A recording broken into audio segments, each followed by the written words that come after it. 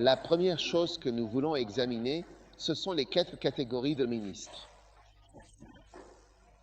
Premièrement, les ministres qui courent en vain, sans atteindre leurs objectifs, sont confrontés à des défis. Ils perdent leur temps. Galates chapitre 1, chapitre 2.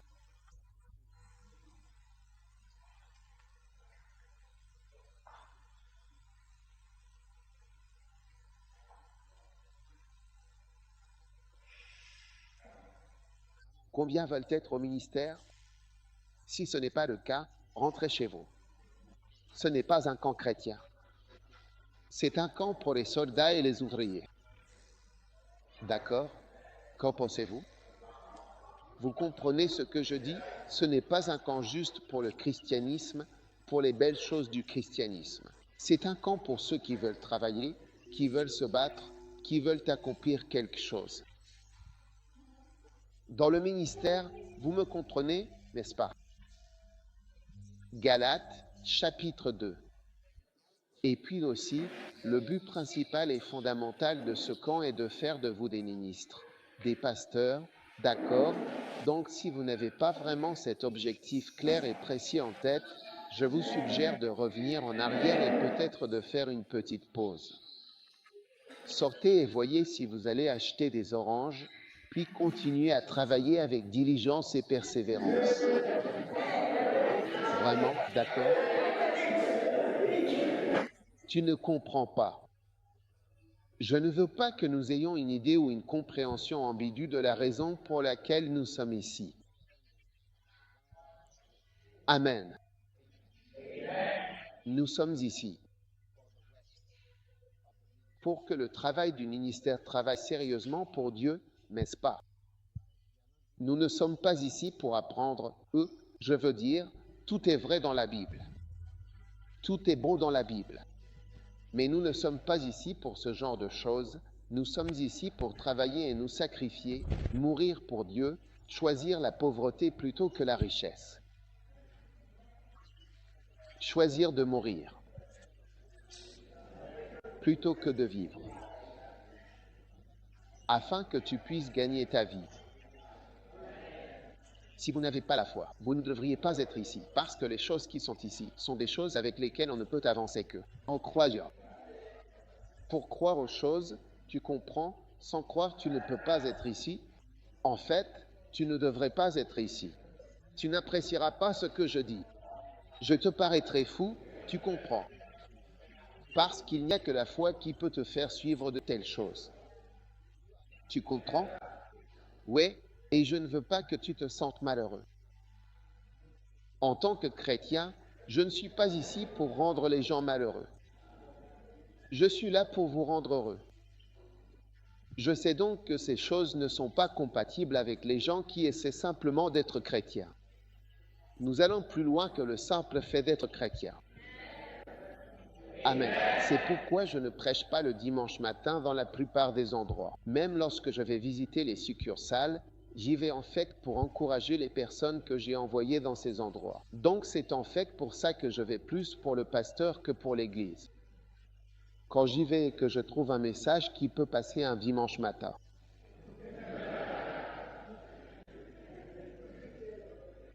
Vous êtes avec moi? Oui, parce qu'on a le dimanche matin. Je veux dire, comment peux-tu dire que tu sers Dieu en venant à l'église le dimanche matin une fois par semaine? Franchement, tu dois plaisanter, il n'y a rien de tel. Et puis le culte dure 2 heures et tu arrives en retard, ouais, donc tu n'assistes qu'à 1 heure du service. Tu comprends, et après tu dis que tu sers Dieu. Donc peut-être que ça va pour certaines personnes, mais je te le dis, on n'est pas là juste pour servir Dieu le dimanche matin. D'accord? Alors s'il te plaît, dès que nous ferons une toute petite pause bien méritée, toi et toutes les personnes qui sont exactement comme toi, vous prendrez immédiatement et sans aucune hésitation la direction de la porte principale et vous partirez sans tarder, sans vous retourner. Tu comprends? Non, je ne plaisante pas. Je ne plaisante pas. Parce que quand je prêche, tu dis que je suis, tu pourrais penser, non, pas que tu pourrais penser. Mais plus tard, tu dis que je suis contre l'éducation. Je suis contre les masters. Oui, je suis contre le fait que tu fasses ton master et je ne suis pas contre ton master. Je veux que tu fasses un master, un MBA et un doctorat. Je veux que tu aies tout ça. Je dirais que je suis contre ta nouvelle voiture ou la voiture qu'ils vont te donner à ton travail. Et aussi, ce dont je parle ici, c'est pour t'aider à entrer dans le ministère à plein temps. Ce n'est pas à propos de ça. Donc, si tu n'es pas intéressé par le plein temps, je ne pense pas non plus que tu devrais venir ici. Sois simplement très honnête. Il y aura un camp. Oui, il y aura un camp. Il y aura un camp pour d'autres, pour ceux qui ne sont pas dans ce genre de choses. Tu comprends? Oui, je ne veux pas que tu te sentes malheureux, tu sais, à propos de quoi que ce soit, parce que je t'ai dit qu'être chrétien, et je ne pense pas que je devrais rendre les gens malheureux. Tu comprends? Donc on parle du ministère à plein temps, on parle de travailler pour Dieu, on parle de regarder ta profession et de la laisser tomber. Oui, tu vois ce que je veux dire. Et je sais qu'il y a des gens comme ça ici, et ce sont ces personnes-là qui m'intéressent aussi. Ah oui, et je sais aussi, tu vois, une fois j'ai eu une retraite spirituelle et quand j'y suis allé, c'était dans ce but-là. Je crois que c'était à Londres. Et j'ai mis quelques chaises devant. Environ 10 chaises, quelque chose comme ça. Ou cette chaise, peu importe. Parce que j'ai vu ce truc-là. J'étais en train de voler. Je volais là-bas et j'ai en quelque sorte eu cette vision. Je devrais mettre ces chaises-là. Et dire que ces chaises doivent être occupées. Et ces chaises doivent être occupées par des missionnaires. Qui va y aller? Et en fait, en y repensant, je me suis rendu compte que les chaises étaient remplies, et même plus que remplies. Parce que presque tout le monde au camp, voyez-vous, ne vit même plus à Londres. Ils sont tous allés dans des endroits différents. Venezuela, Mexique. Île des Caraïbes, lieu en Afrique. Nous l'avons compris. Et puis le dernier que je connais est sur le point d'aller au Nigeria. Donc si vous êtes ici pour l'éducation et la prospérité, honnêtement, tu t'es trompé de chemin ici, tu es perdu. Je te dis, tu es perdu. Ce n'est pas un camp pour ce genre de choses parce que je peux vraiment beaucoup t'aider avec ça. Si tu veux cette aide, je peux te donner quelques-uns des meilleurs conseils. Des conseils d'orientation professionnelle et ta carrière sera excellente. Parce que j'ai de l'expérience en orientation professionnelle que beaucoup d'entre vous ne connaissent pas.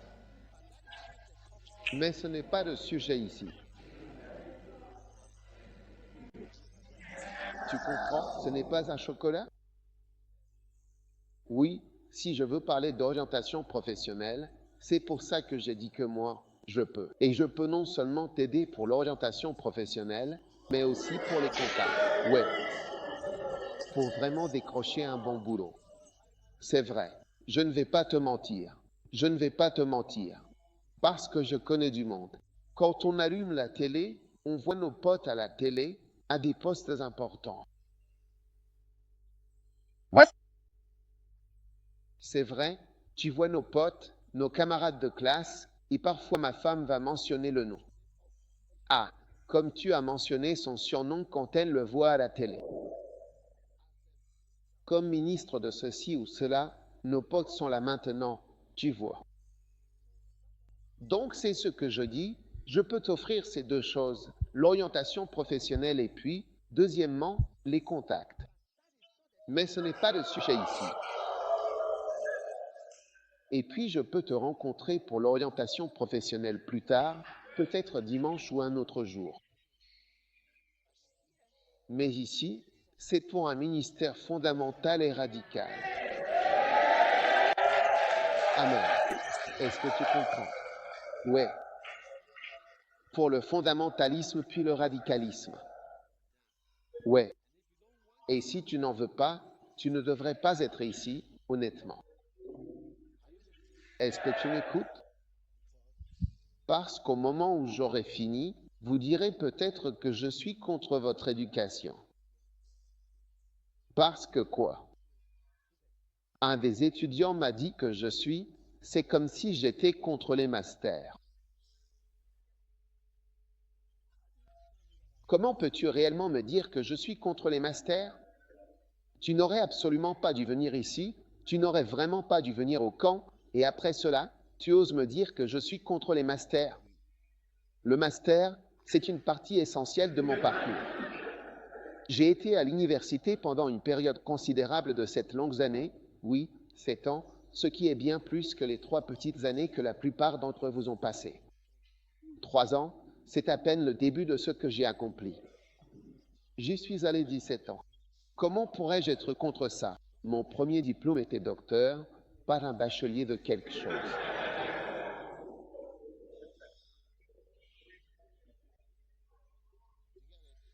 Tu comprends? Je ne suis pas contre l'éducation. J'aurais aussi pu faire biologie ou biochimie ou n'importe quoi, ça c'est 3 ans. Mais j'ai fait 17 ans. Comment pourrais-je être contre l'éducation? Je ne suis pas contre l'éducation.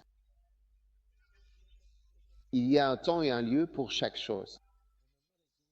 Et je ne suis pas contre vos bons emplois. D'accord? Éteignez juste le téléphone de quelqu'un. Je ne suis pas contre vos bons emplois. Au contraire, je veux que vous ayez un bon travail. Je veux vraiment que vous prospériez. Parce qu'il y a 2 groupes, ceux d'entre nous qui vont travailler pour Dieu et ceux d'entre vous qui vont travailler pour Dharam. Et ensuite, vous nous soutenez avec votre argent, vous travaillez dans le monde séculier et vous apportez de l'argent pour nous payer afin que nous puissions travailler pour Dieu. Vous comprenez qu'il y a ces 2 groupes? C'est pourquoi je veux que vous fassiez votre master, votre doctorat, et aussi que vous gagniez plus. Et ensuite, vous apportez la dîme à la maison du trésor et vous l'utilisez pour prêcher, ce sont les 2 groupes. Donc, si vous êtes censé gagner de l'argent et apporter votre dîme à la maison du trésor, et que je vous détourne pour venir mourir pour Dieu ou autre, alors là on mélange les choses. Ce sont des voies différentes. Tu vois? Tu comprends? Zacharie, chapitre 13, très bien, juste là, nous allons attentivement lire à partir de ce passage particulièrement important de l'Écriture sainte, en prenant le temps de bien comprendre chaque mot.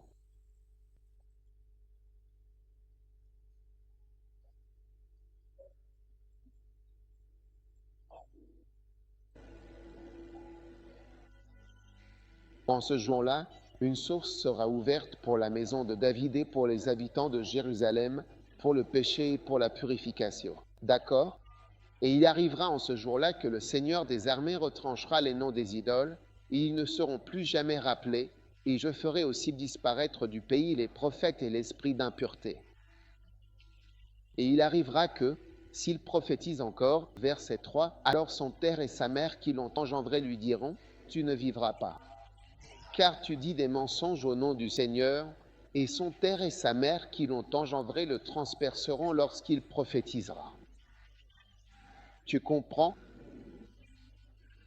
Parce qu'un temps va venir, quand des gens qui ne sont pas prophètes et qui ne sont pas ministres, quand ils diront que ce sont leurs prophéties, même leurs propres pères et mères leur diront, tu mens, tu n'es pas un prophète. Tu vois? Parce que tout le monde n'est pas prophète. Tu es nain? Et ainsi cela arrivera. Verset 4, en ce jour-là, le prophète aura honte de sa vision quand il aura prophétisé. Ils ne porteront plus non plus un vêtement rude pour tromper. Tu vois, porter les habits d'un prophète comme si tu étais un prophète. Verset 5, il dira, je ne suis pas prophète. Je suis laboureur, car un homme m'a appris à garder le bétail depuis ma jeunesse. Tu es là. Et il dira, je ne suis pas prophète. Je suis un tailleur de la terre, car un homme m'a vendu comme esclave dans ma jeunesse. D'accord. Et alors on lui dira, quelles sont ces blessures à tes mains? Et il répondra, celles dont j'ai été blessé, dans la maison de mes amis. Je me lève aussi contre mon berger, amen, et frappe le berger, d'accord. Alors, mesdames et messieurs, un temps va venir où, si vous êtes laboureur, vous direz, je suis laboureur, amen, et si vous êtes berger, je suis berger. Je suis prophète, mais est-ce que ce ne sont pas des gens qui sont laboureurs et cultivateurs de la terre? Diront, je suis pasteur parce que j'en suis venu à comprendre cela. Regardez, ce n'est pas tout le monde qui est censé faire ce travail, tout le monde n'y est pas rappelé. Cela peut paraître drôle, mais dans la mesure où nous encourageons tout le monde à faire de son mieux et à travailler pour le Seigneur. Tout le monde n'est pas prophète ou tout le monde n'est pas appelé à de telles choses. Car si vous n'êtes pas appelé à cela au moment où vous passez l'épreuve, vous voyez que vous insulterez les gens qui vous ont aidé à entrer dans le ministère. Parce que tu réalises que tu n'es pas censé venir. Amen. Es-tu là? Oui. D'accord. Donc, c'est pourquoi nous organisons ce camp, afin que vous compreniez vraiment ce que nous traversons. Revenez à Galates.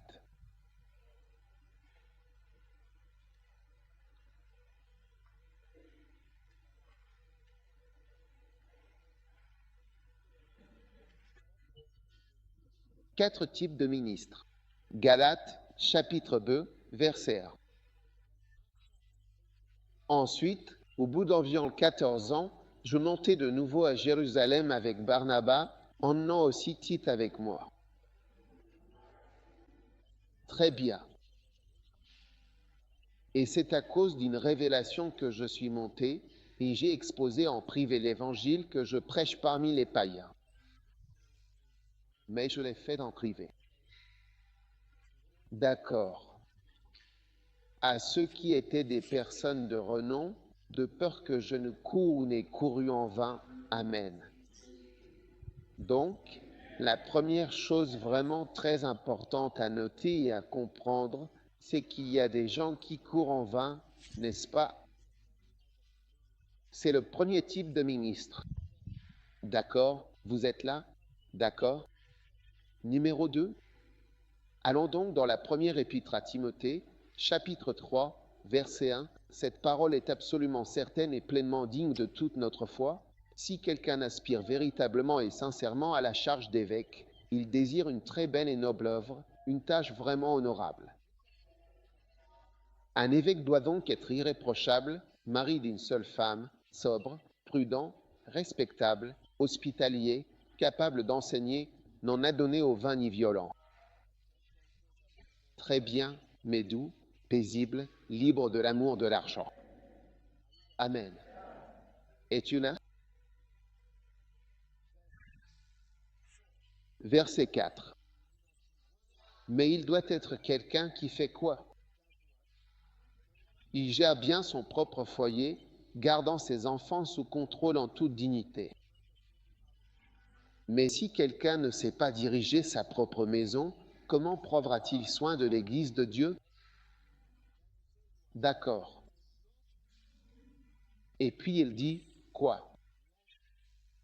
Et pas un novice, de peur d'être élevé. Par orgueil, nous tombons sous la condamnation du diable. D'accord? C'est l'une des qualifications. Quelqu'un qui doit être dans le ministère ne doit pas être un novice. Et un novice, cela veut simplement dire quelqu'un qui est nouveau, ou même, selon certaines versions, un nouveau converti, n'est-ce pas? Donc, tu es censé être quelqu'un de nouveau dans le système et tu ne dois pas être un débutant ou un apprenti, n'est-ce pas? Et donc, en d'autres termes, un novice est aussi quelqu'un qui n'a pas d'expérience. C'est ça, un novice, quelqu'un qui n'est pas expérimenté. Un autre point, c'est que c'est quelqu'un qui n'a pas été éprouvé.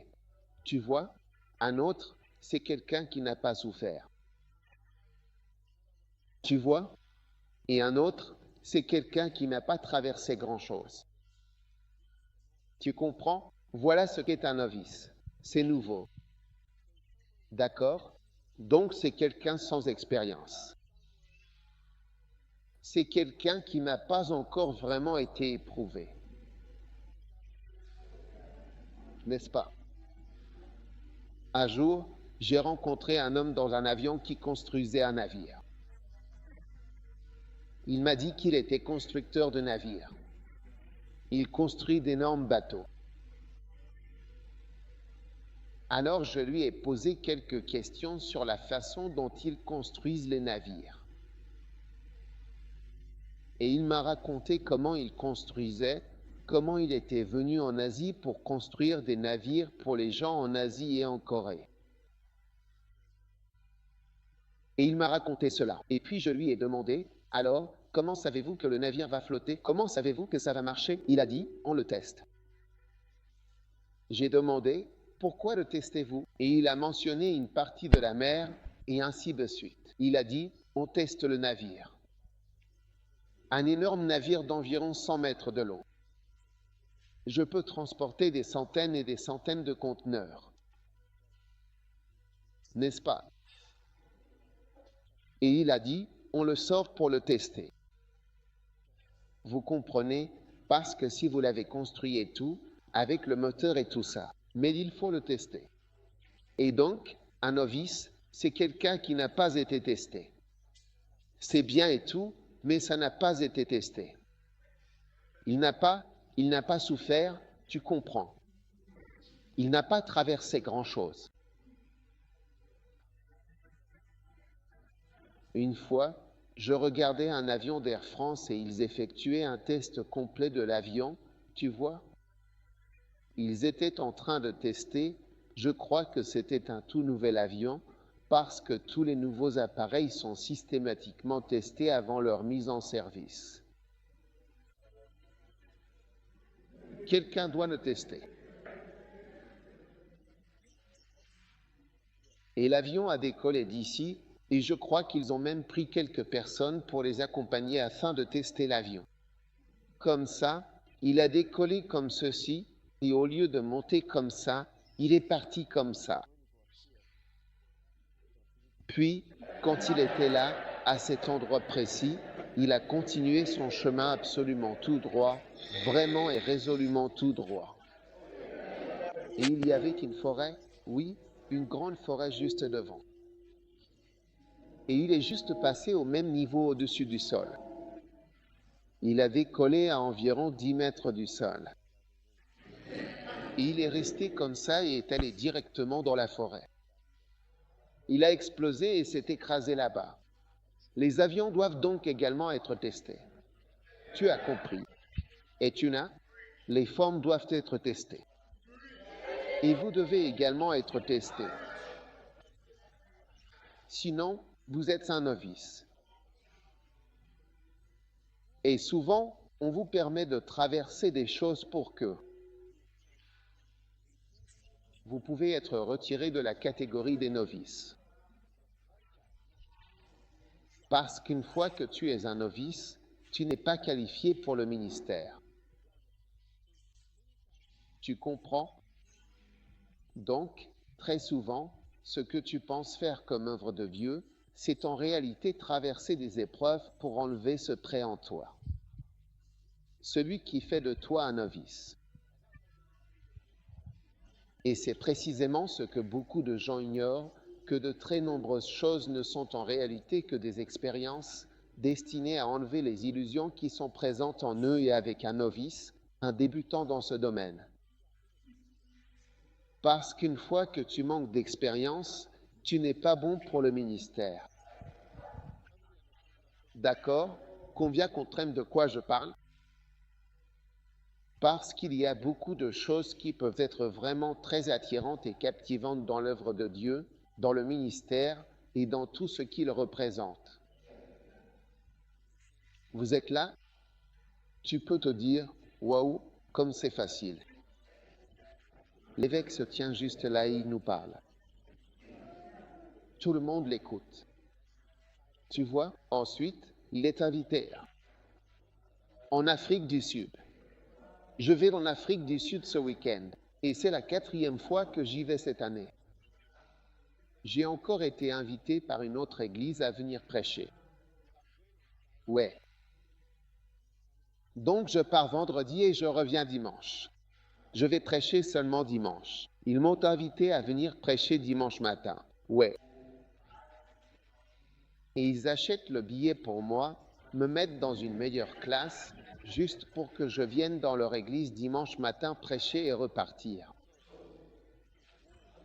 Alors tu te dis, waouh, mec, c'est ça l'avenir. C'est mon avenir.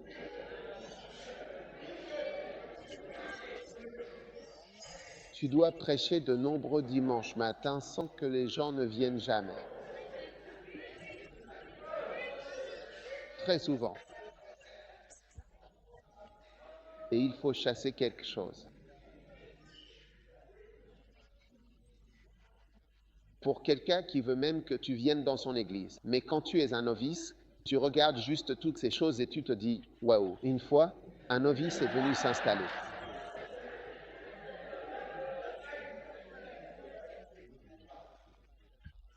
Dans la maison de l'un de nos pasteurs, et alors qu'il était là, un jour, je crois qu'il prenait son petit déjeuner et il a dit, le novice a dit, tu sais, je suis très heureux d'être ici. Le pasteur a demandé pourquoi es-tu heureux? Il a répondu parce que je peux voir mon avenir.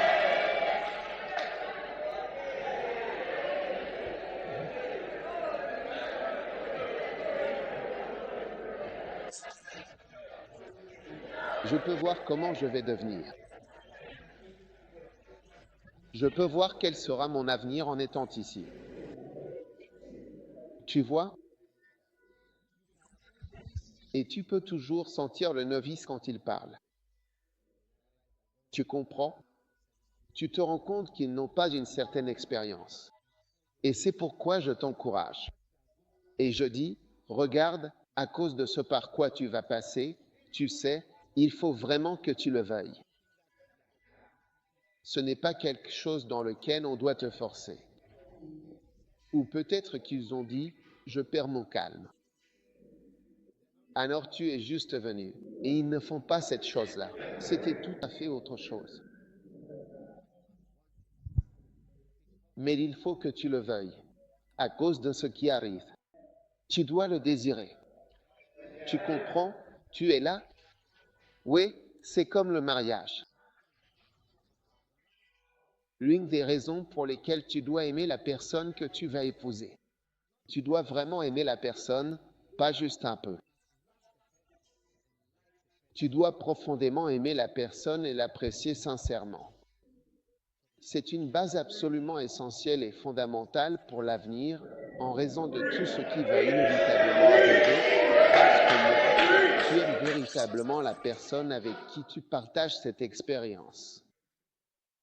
À un moment, tu comprends le message, mais si tu ne le fais pas, c'est comme, bon, je dois, tu vois, c'est comme, tout le monde fait ce qu'il veut, alors je vais juste suivre le mouvement.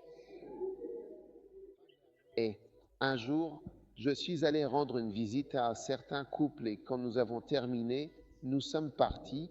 J'étais avec un frère très cher et proche, un ami fidèle. Et donc l'autre frère m'a dit, tu sais, il y a un problème dans la maison. Parce que la maison avait l'air assez bizarre. Le mari dort à un endroit et la femme dort ailleurs. Alors j'ai dit, quel est ton problème? Il a dit, la femme dit qu'elle ne supporte pas son mari. Je ne le supporte pas.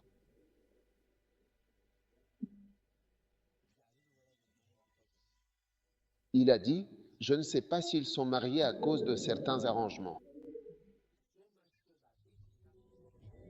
À tel point que si elle doit coucher avec son mari, elle doit d'abord être ivre, elle doit boire et être saoule pour ne pas savoir ce qui se passe. Parce que tu ne peux absolument pas supporter cette personne, alors regarde attentivement, à cause de ce qui arrive, tu dois être absolument sûr. C'est précisément pourquoi j'ai toujours dit que si le ministère est quelque chose que tu as véritablement décidé de faire quoi qu'il arrive, alors tu dois tenir coûte que coûte. Après, ce que je veux vraiment faire de ma vie, c'est ce en quoi je crois profondément, c'est précisément pour cela que je le fais, pas du tout parce que quelqu'un m'a trompé pour que j'y aille, si demain tu viens me dire cela. J'aurais pu gagner ça si j'avais pris mon poste chez Standard Chartered ou si j'avais fait mon service national, j'aurais fait ceci, cela, ceci, cela. C'est pour ça que je ne voulais pas que tu viennes au camp, parce que tu viendras me dire ça un jour. Tu comprends? Ouais. Je veux que tu comprennes, c'est un ministère. Et pour ceux d'entre nous qui aiment vraiment ça, c'est notre trésor. C'est le plus grand privilège pour moi de travailler pour Dieu. Pour moi, être sauvé, c'est déjà quelque chose d'extraordinaire. Mais ensuite, aller plus loin, devenir un serviteur de Dieu, je ne sais pas quoi faire d'autre. Je veux dire, je ne vois pas ce qu'on pourrait encore m'offrir, il n'y a rien d'autre qu'on puisse me donner. Quand je prie, je ne prie pas pour de l'argent, je ne prie pas pour des voitures, je ne prie pas pour des maisons, je ne prie pour aucune de ces choses. Être agréable à Dieu, si je peux l'être, c'est le plus grand des privilèges.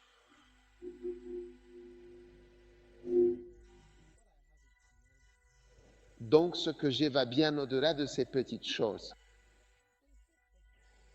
Ouais, et c'est tellement précieux. Tu comprends? C'est tellement grand.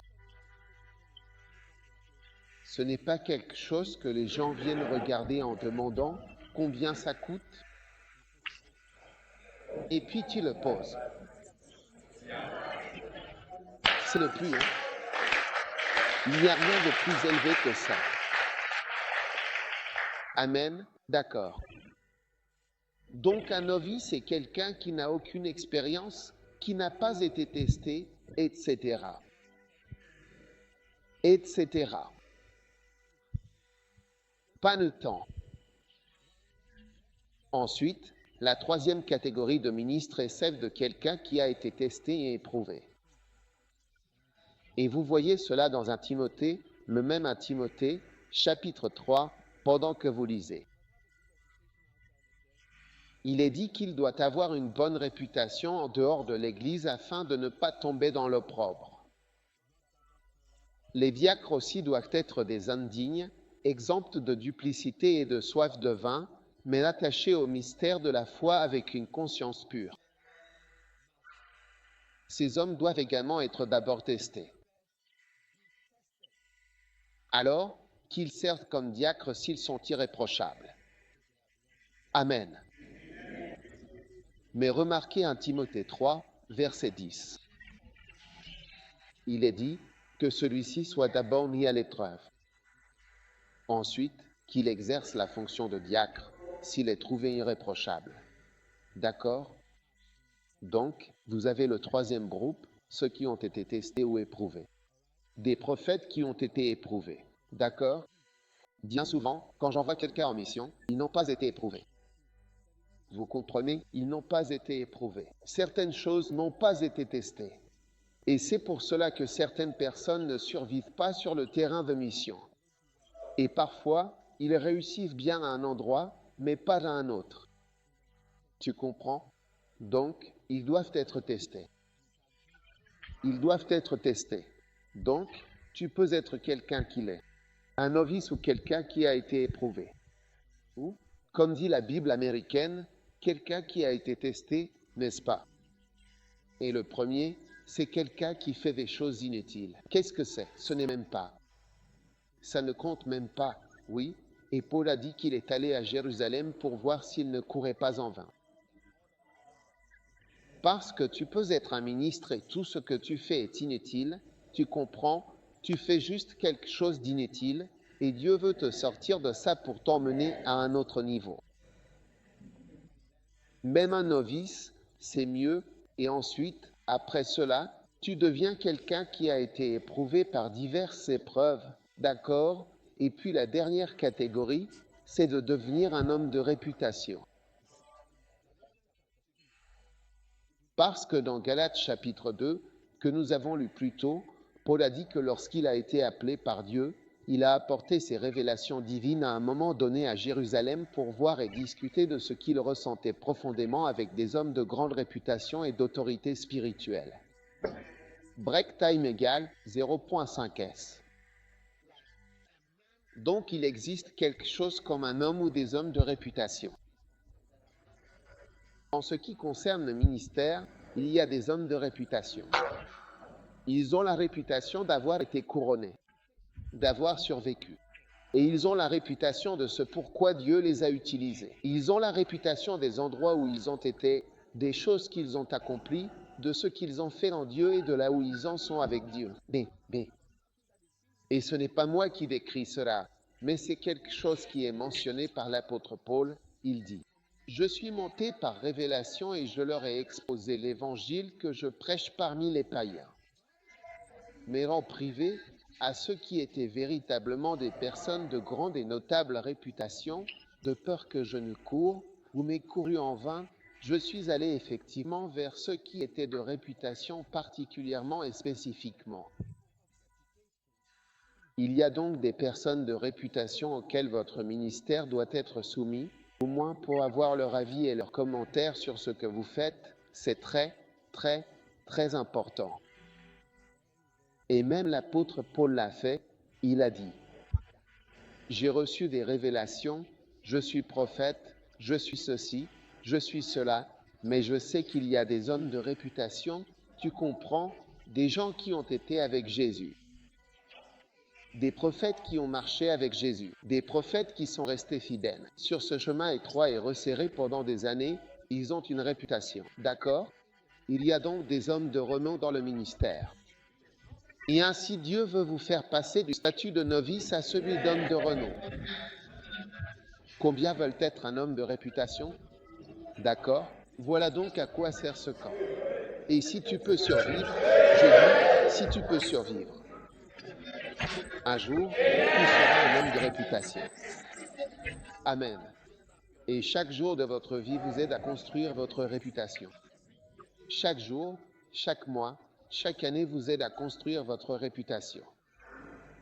Et c'est pourquoi vous ne devez pas reculer devant les différentes choses que Dieu vous donne l'opportunité de faire. Amen. Car il est rare que des hommes de renom s'assoient pour discuter avec des novices. Oui, parce que c'est un domaine différent. Récemment, j'étais quelque part avec des pasteurs et ils étaient tous des hommes de renom. Ouais. Et je parlais avec eux et je me suis rendu compte que ce que nous disions, si vous n'étiez pas un homme de réputation, vous ne pouviez même pas comprendre de quoi ils parlaient. Vous ne pourriez même pas vous identifier à eux. Tu as compris? Il faut traverser certaines choses avant de pouvoir y arriver. Bien. Mais il y a des gens qui fuient les épreuves qui se présentent à eux. Amen. Maintenant, la prochaine chose, nous avons terminé un chapitre. Lève-toi.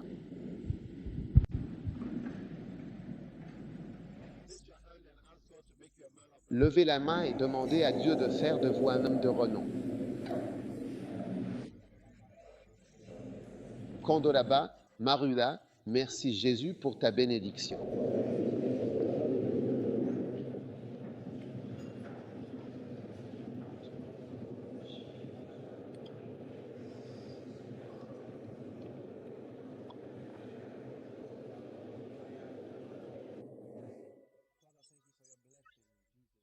Père, merci pour ta bénédiction au nom de Jésus. Amen. Asseyez-vous. Jacques chapitre 1 verset 2.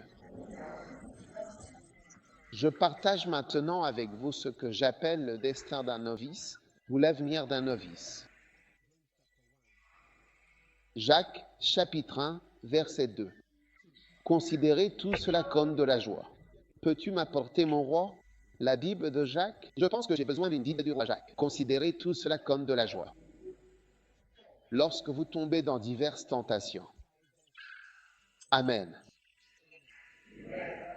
Maintenant, tout le monde le remarque. L'as-tu trouvé? Jacques, chapitre 1, verset 2. Considérez tout cela comme de la joie. Quand? Pas si vous tombez dans diverses tentations. Lorsque vous tombez dans diverses tentations de la vie quotidienne et des épreuves. Avis. Caca, tu remarques? Lorsque vous tombez dans diverses tentations. Voilà donc l'avenir d'un novice. L'avenir est clair. C'est quand tu tombes dans diverses tentations. C'est quand tu tombes dans le péché. Quand tu fais face à différents types d'épreuves. Et tenter non pas si, au cas où cela pourrait éventuellement et potentiellement arriver, peut-être quand bien avant que cela ne se produise réellement et concrètement. Cela va inévitablement arriver, et peu importe à quel point cette idée peut te sembler absolument incroyable ou même irréelle, cela t'arrivera bel et bien. Tu ne pourras jamais véritablement savoir que c'est une réalité concrète et tangible tant que cette expérience ne t'est pas encore personnellement arrivée et que tu ne l'as pas vécue.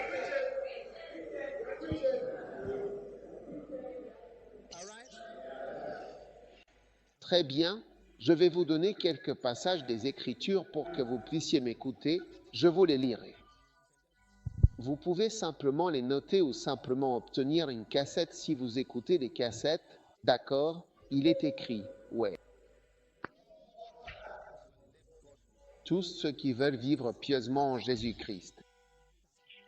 Devoir, souffrir, persécution.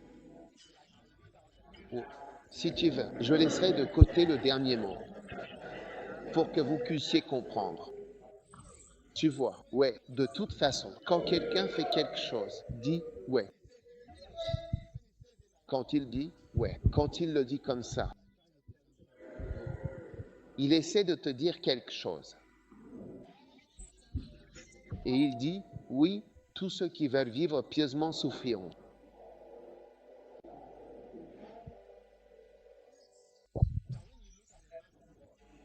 Mais quand vous regardez un homme de Dieu prêcher, du genre, si vous me regardez, je n'ai pas l'air de quelqu'un qui souffre, comprenez-vous?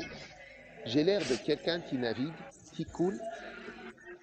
Il y a de la joie, les choses marchent. Oh, nous sommes bénis. Hein? N'est-ce pas? C'est pour ça que je vous prêche ces choses. Parce que ce n'est pas facile d'expliquer ou d'aider quelqu'un à comprendre certaines de ces choses. Et malheureusement, quand tu commences à souffrir de problèmes ou de persécutions, tu as l'impression que c'est mal. Ça ne devrait pas arriver. Et la raison pour laquelle moi et beaucoup d'autres personnes qui ont un peu d'expérience ne pouvons pas partager avec un novice ou des novices comme vous, c'est qu'un novice ne peut même pas comprendre. Et un novice, quand il entend parler de quelque chose, il se demande pourquoi. Comment est-ce possible? Quelqu'un est en train de rétrograder quelque part et tu commences à demander, est-ce que tu pries? Tu sais des marches de prière? Donc, tous ceux qui veulent vivre pieusement en Jésus-Christ seront persécutés, d'accord? Ça c'est 2 Timothée 3, 12. Puis un autre verset dit, et tu te souviendras de tout le chemin par lequel l'Éternel, ton Dieu, t'a conduit pendant ces 40 années dans le désert. Dieu t'a conduit dans le désert pour t'humilier, pour t'humilier, pour t'éprouver, pour savoir ce qu'il y avait dans ton cœur, si tu garderais ses commandements ou non. Il dit, tu te souviendras. Tout le chemin par lequel l'Éternel, ton Dieu, t'a conduit à travers le désert. Dieu t'a conduit. Il conduisait son enfant près des lions, des renards et des loups. Pas d'eau, de l'amertume, des épreuves. Dieu t'a mené là intentionnellement pour t'humilier. Et très chaud. Pour t'humilier. Pour tenter de prouver la théorie D, ou bien une autre version de cette idée dit, pour tester la proposition B, donc vous n'avez pas encore vu quelque chose qui humiliera complètement la théorie D, n'est-ce pas? Ouais.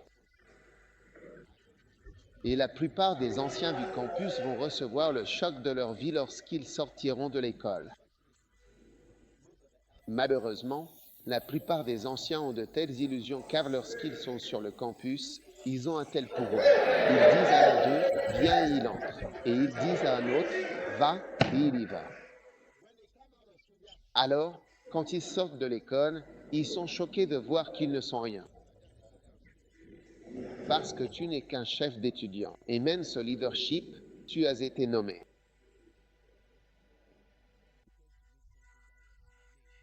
Tu es venu trouver quelque chose qui existait déjà, quelque chose avec un système, une structure, quelque chose qui fonctionnait. Tu es venu présider sur quelque chose qui était déjà là. Tu comprends ou tu ne le comprends pas? Ouais, complètement. Donc, au fur et à mesure que tu avances, tu commences à être surpris, alors maintenant tu dois te préparer. Vous tous, novices, préparez-vous car quelque chose arrive pour t'humilier, oui, pour t'humilier, pour t'éprouver, pour savoir ce qu'il y a dans ton cœur. Même Dieu ne peut pas savoir ce qu'il y a dans ton cœur tant qu'il ne te fait pas passer par certaines choses. Alors ce qu'il y a dans ton cœur ressortira. Tout écrit, des amis et tout ça. Maintenant nous allons voir ce qu'il y a à l'intérieur.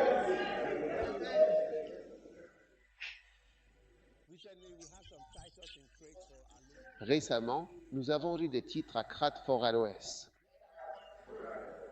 Et tu pouvais voir de la déloyauté, de la faiblesse, une incapacité à diriger. Toutes ces choses étaient là. Et toutes ces choses ressortent à cause du travail que tu fais. Tu ne sais même pas ce qu'il y a dans ton propre cœur. En fait, en grandissant, tu ne te fais même plus confiance à toi-même. Mais quand tu es jeune, tu te fais vraiment confiance. Le Seigneur m'a parlé. Je me souviens d'un novice. Il était bien. Il allait se marier, il disait, je ne vois pas pourquoi je ne devrais pas me marier. J'ai une bien-aimée, j'ai une église sur le campus, j'ai un truc, j'ai une voiture. Et il mentionnait certaines choses. Et ce sont les qualifications. Je ne vois absolument pas pourquoi. Non, je suis entièrement prêt pour affronter la vie et ses défis, mais tu vois, il est crucial que tu prennes une décision claire et réfléchie concernant la direction que tu vas emprunter et que tu t'y tiennes avec persévérance et détermination. Car il est toujours préférable d'être humble et modeste plutôt que d'être orgueilleux et arrogant. En effet, tout ce qui t'humilie te rend plus sage et meilleur, car cela te pousse à la réflexion et à l'amélioration personnelle. Oui, il vaut mieux être humble qu'orgueilleux. Tu comprends? Ah, donc c'est bien. Tout ce qui te met à l'épreuve, c'est bien parce que quand tu es testé, tu es en route vers une promotion et testé, tu ne peux pas avancer. Oui, tu vois certaines personnes, Quand tu les envoies dans un pays étranger, waouh, quand tu les envoies dans un village, peu, quand tu les envoies, ils ne trouvent jamais de maison à louer. À chaque fois qu'ils arrivent, ils disent qu'il n'y a pas de place là-bas, tu leur dis d'aller chercher un endroit, et ils reviennent toujours en disant qu'il n'y a pas de maison là-bas. Ouais. Tu vois certains novices, tu les embauches. Puis tu commences à voir. Ils peuvent sourire, être gentils et tout le reste. Tu les embauches. Tu commences à travailler avec eux. Ils ne peuvent pas arriver tôt au travail. Ils ne supportent pas d'être corrigés. Quand tu les corriges, ils font la tête. Et ils tirent la tête parce que quelqu'un leur fait une remarque. Tu ne peux pas te comporter comme ça. Tu ne peux pas faire la tête en parlant aux gens. Tu ne peux pas t'habiller comme ça. Il faut que tu changes ta façon de t'habiller. Et là, la tête arrive et la colère aussi. Pourquoi cette personne me parle-t-elle comme ça? Tu vois, de petites choses apparaissent et toi-même, tu arrives, il a dit, pour savoir ce qu'il y avait dans ton cœur. Quand je dis que toi-même tu viens ici, je parle de ton cœur. Ce qu'il y a à l'intérieur sort maintenant, c'est toi-même, ton vrai moi qui se montre.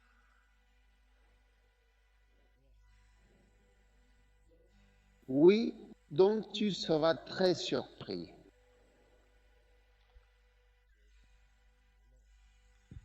Donc le Seigneur, c'est Deutéronome 8h2, un autre exemple. Il est dit, tu n'écouteras pas les paroles de ce prophète ou de ce rêveur de rêve.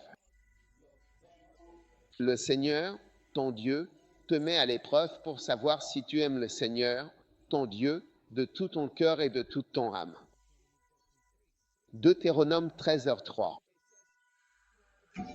Il est écrit, car le Seigneur, ton Dieu, te met à l'épreuve. Waouh, je dis, il te met à l'épreuve pour savoir si tu aimes le Seigneur, ou Dieu de tout ton cœur et de toute ton âme. Amen.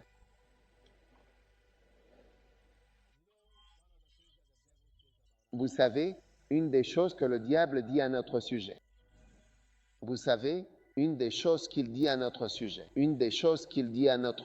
c'est que nous ne servons que Dieu parce qu'il nous bénit. C'est sa chanson. Sa chanson dit que ces gens ne t'aiment pas vraiment Dieu. Ils aiment l'argent. Et ils aiment vos bénédictions et les belles choses qu'ils voient. Mais ils ne t'aiment pas vraiment. Et donc, Dieu est souvent obligé de te laisser être mis à l'épreuve pour voir si cette chose est vraie ou non. Et parfois, le diable, le menteur semble être prouvé comme disant la vérité.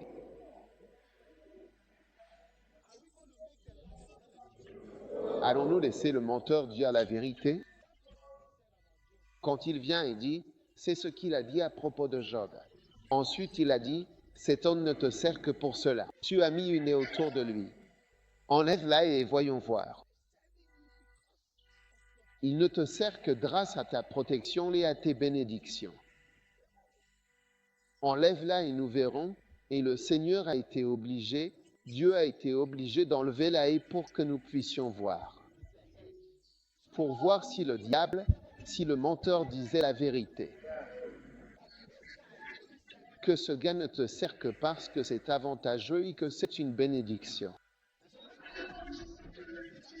Et donc, quand cette chose est enlevée et que tu vois qu'il semble que servir Dieu ne mène pas vraiment à certaines choses et qu'au contraire, c'est même l'opposé qui arrive. C'est là qu'on voit ce qu'il y a vraiment dans ton cœur. Oui, je te le dis. Et bien souvent, on voit que le menteur disait la pure et simple vérité, toute la vérité.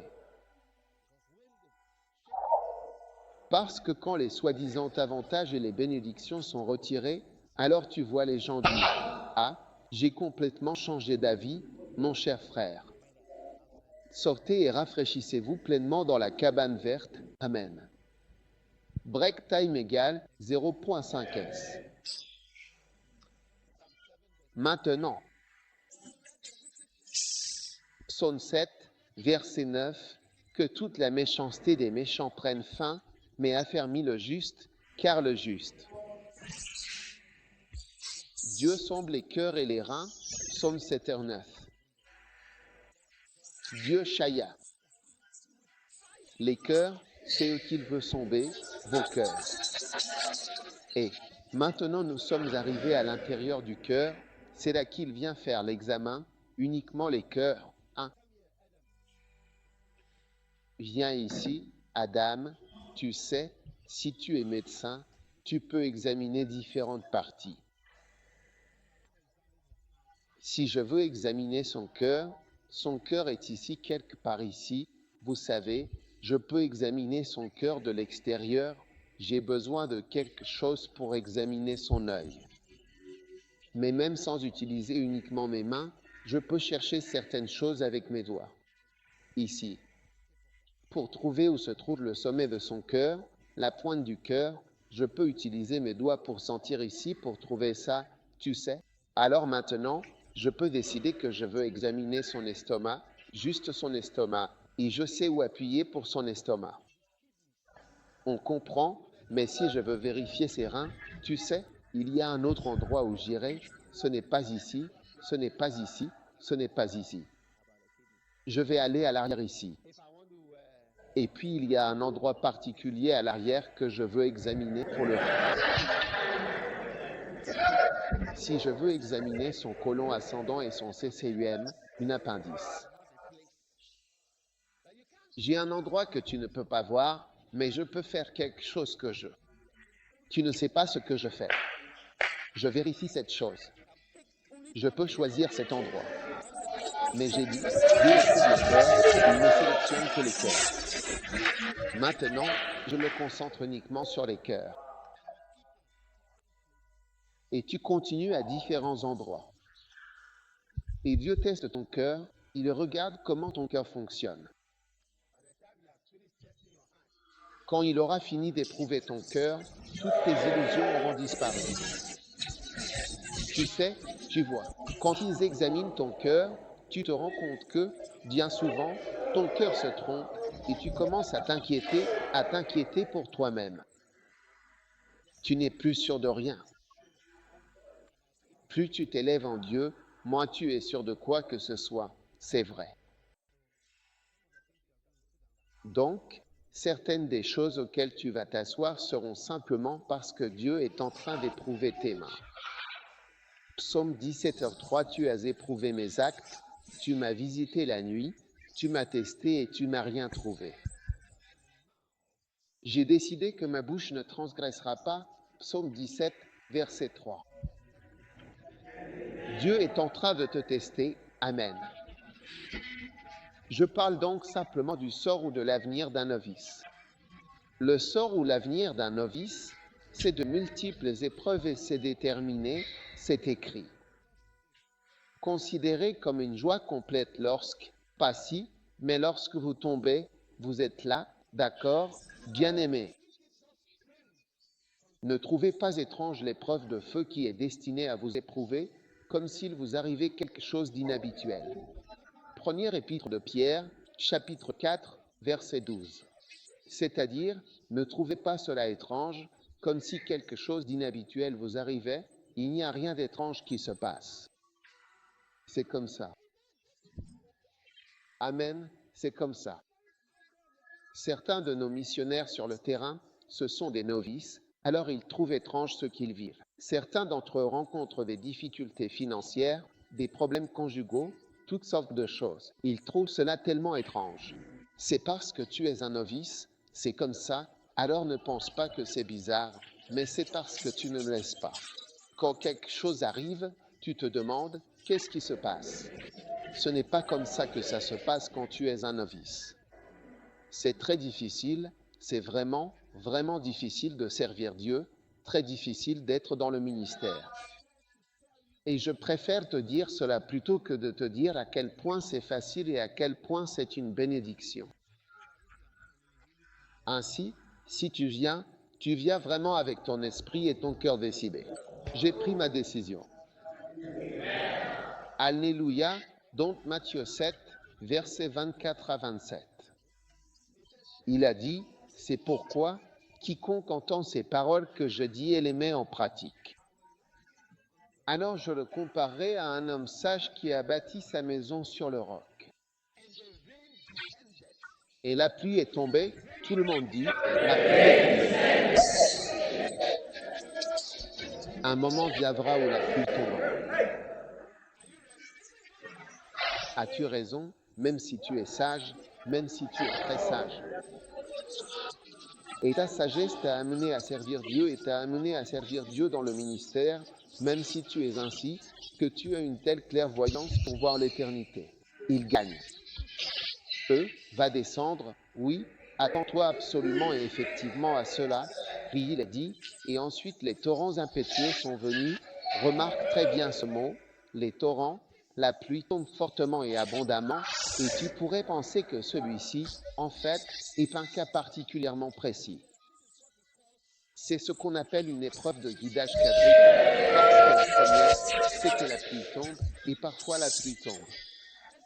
Et puis, Dieu merci, c'est fini, mais non, ce n'est pas encore fini, la Bible dit. La terre continue de persister. C'est le double, mais triple. Et puis les vents ont soufflé, donc la troisième, c'est le vent, parce que le vent, c'est encore autre chose. Parfois, la pluie tombe en même temps que le vent souffle. Tu sais, une fois il pleuvait chez moi, puis le vent a commencé à souffler. Alors que le vent soufflait, j'ai commencé à sentir les tôles du toit qui voulaient s'arracher. Le vent essayait d'enlever le toit, donc ce n'était pas juste de la pluie.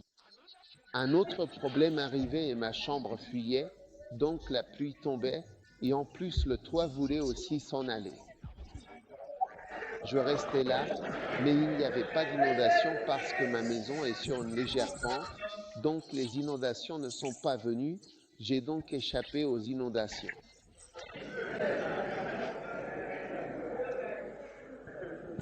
Tu es là? Et puis la suivante, les coups portés à la maison, les assauts contre la maison. Même si tu es si sage, comment tu t'appelles? Homme sage. Et Ishmaël? Aussi sage que tu puisses être, les vents frapperont ta maison. Et là, tu sauras si tu es un novice ou pas. Alléluia. Et elle ne tomba pas, car elle était fondée sur le roc. Et quiconque entend ces paroles de moi et ne les met pas en pratique sera comparé à un homme insensé qui a construit sa maison sur le sable. Les mêmes 4 épreuves. Et la pluie est tombée. Numéro 1. Les inondations sont venues. Numéro 2. Les vents ont soufflé. Numéro 3. Et ils ont frappé la maison. Numéro 4. Et elle tomba. Et sa chute fut grande. Un autre passage dit que les vents ont soufflé violemment. Donc, les mêmes adjectifs qui sont tombés sur l'homme riche, la même description, exactement la même chose est arrivée à l'homme sage. Ainsi, ta sagesse ne t'exempte pas d'être mis à l'épreuve. Un jour, on m'a accusé d'avoir volé de l'argent, tu sais, et j'ai été un peu surpris. J'ai été un peu surpris parce que j'ai vraiment essayé de vivre ma vie d'une certaine manière. Tu sais, il y a tellement de choses que je pourrais faire qui me rendraient plus exécutif que ce que tu vois de moi. Beaucoup. C'est vrai. Beaucoup de choses. Ce ne sont pas des choses difficiles à faire pour nous. Tu verras. Je veux dire, si je le voulais. Tu vois. Et j'ai essayé. Je me souviens d'une fois où j'ai acheté une voiture. Et je me souviens que le Seigneur m'a montré que beaucoup de pasteurs ont eu des problèmes à cause des voitures. Alors, essaie de ne jamais laisser une voiture te causer des problèmes. C'est pour ça que je ne conduis pas certaines voitures, même si on peut se les permettre. Et parfois, elles peuvent même être moins chères, parce qu'une voiture de base est parfois moins chère que beaucoup d'autres voitures. Mais ça pose plus de problèmes, tu comprends. Donc j'ai été un peu surpris quand quelqu'un a commencé à me présenter comme quelqu'un d'actif. Je pourrais te dire beaucoup de choses que je fais et que je ne fais pas. Que je fais. Tu vois, j'ai été surpris. Mais tu vois, la Bible dit que même l'homme sage qui a construit sa maison sur le roc a vécu exactement la même chose que l'homme insensé. Exactement la même chose. Et peu importe qui tu es, tu peux être le plus riche, peu importe. Et tu peux entrer dans le ministère et même te payer toi-même, ou même ne pas être payé par l'Église, mais un jour tu l'entendras. Qu'on dit que tu ne fais que manger l'argent de l'Église. Un jour, j'ai entendu quelqu'un dire que je prenais l'argent de l'Église pour acheter une voiture. Je crois que ma mère avait une nouvelle voiture, on disait que je faisais un jugement pour acheter une voiture à ma mère. Donc, quand j'ai entendu ça, j'ai été vraiment surpris parce que c'est plutôt ma mère qui m'a offert des voitures. Et la maison dans laquelle je vis a été achetée par ma mère, pas par l'Église. C'est vraiment merveilleux d'entendre ça. Alors qu'en réalité, c'est elle qui s'est occupée de moi dans le ministère, vous ne le savez peut-être pas. Vous lui devez tous beaucoup. Ouais. Mais j'étais stupéfait quand j'ai entendu ça. J'ai dit, c'est fantastique, ouais, tu vois, et ne sois pas comme, il a dit. Ne pense pas que c'est bizarre, c'est tout. Ça ne devrait pas être étrange, mais c'est seulement quand tu es un novice. Alors maintenant je sais qu'il n'y a rien qu'on ne puisse dire sur moi. Je ne serais pas surpris qu'un jour quelqu'un se lève et dise que je suis ceci ou cela, tout est possible, parce que c'est comme ça. La pluie est tombée abondamment, les inondations sont venues, le vent a soufflé fort, et frappé la maison sans relâche. Pour les gens sages comme pour les insensés. Tout le monde y aura droit, peu importe. Et tu ne sauras peut-être pas comment l'écriture va s'accomplir, ni quand elle s'accomplit. Tu diras, fantastique, vous m'avez parlé de cette chose précise et ça arrive. Tu écoutes? Voilà donc le sort d'un novice. Le prochain point. 1 Corinthiens, chapitre 3, verset 12. Il est écrit, si quelqu'un bâtit sur ce fondement avec de l'or, de l'argent, des pierres précieuses, du bois, du foin, du chaume, l'œuvre de chacun sera manifestée.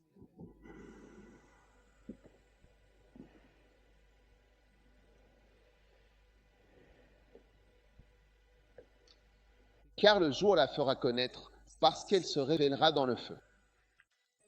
Et le feu éprouvera l'œuvre de chacun, pour voir de quelle nature elle est. Si l'œuvre que quelqu'un a bâtie sur le fondement subsiste, il recevra une récompense. Si l'œuvre de quelqu'un est consumée, il en subira la perte, mais lui-même sera sauvé. Mais comme à travers le feu, tout le monde va être éprouvé par le feu. Amen. Vous êtes là? Vous m'écoutez? Donc Dieu va tester tout le monde avec et par le feu. Alors attendez-vous à cela, mais ça en vaut la peine. Quand je repense à la faculté de médecine, j'ai passé tellement d'examens. Non, j'ai vraiment souffert à la fac de médecine.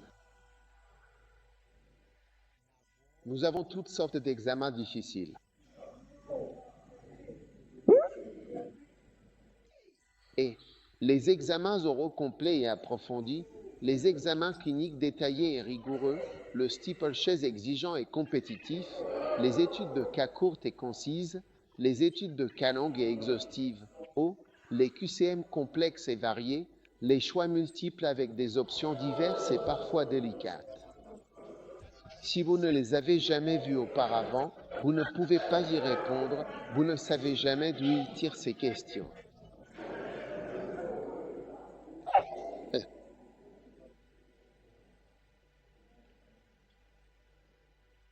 Mais j'ai traversé tout.